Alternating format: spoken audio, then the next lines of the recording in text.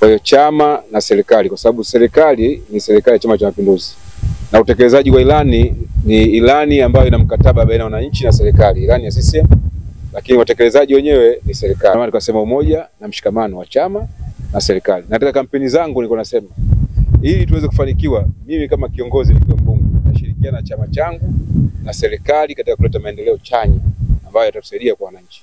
Kwa hiyo ndio ilikuwa lengo kubwa. Jambo jingine tukasema tutembelee miradi. Tumetembelea miradi miwili. Moja mradi wa stendi, na sasa hivi katika mradi wa soko. Tumejiridhisha kazi inakwenda vizuri.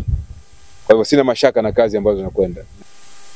Kwamba serikali yetu itakuwa na mafanikio makubwa katika kutekeleza miradi ambayo fedha ambazo zinakuja katika kuhakikisha kwamba miradi inasimamiwa vizuri.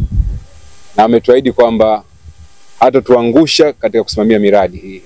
Ya serikali mazuri yaliyofanywa na serikali, mazuri yaliyofanywa na Mheshimiwa Rais wa Jamhuri ya Muungano wa Tanzania, mazuri yaliyofanywa na wabunge waliopita na viongozi wa serikali kwa ujumla. Hilo la kwanza. Lakini la pili,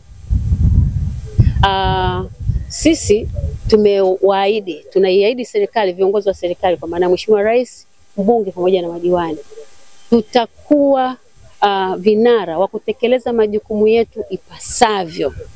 Tukitekeleza majukumu yetu ipasavyo katika idara zote, mbunge pia alipanga kupitia miradi miwili. Kwa hiyo tumepitia mradi wa stendi ambao umegharimu zaidi ya milioni 600, ambao uko unaendelea kujengwa kwa level ya zege. Mradi huo tunatarajia ndani ya miezi kama 3 hivi utakuwa umekamilika.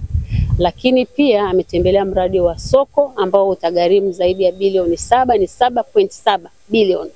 Na tayari tumeshatumia bilioni 3. Huu mradi utakamilika mwezi Februari tarehe 20